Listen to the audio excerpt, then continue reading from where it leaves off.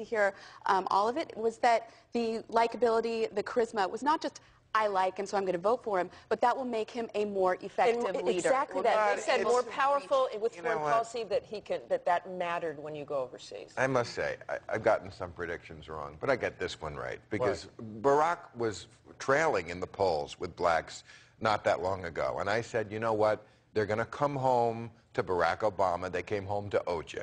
And people got... Oh, no, bad analogy. That's not a bad... That is not a bad analogy. Come on. No. It's That's not. a bad analogy. Why is it a bad analogy? Because people knew O.J. Simpson killed his wife. It's just human nature to stick with They weren't rallying behind O.J. They were rallying behind the white judicial system. Against a lot of white black people knew that O.J. was guilty. Right. But they couldn't stand the way he was. Not only was he guilty, he was also framed, I believe. I believe they just threw it all at him. And people are smart enough to know that. No, I'm not kidding.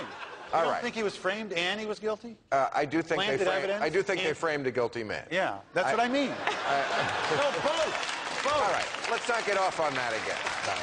But I do think it'd be very hard, given the plight that the black man has had in America, black men and women, to ask them to have this great candidate and not vote for him. I mean, we're just very lucky that he happens to be a great candidate. Right. You know, I mean.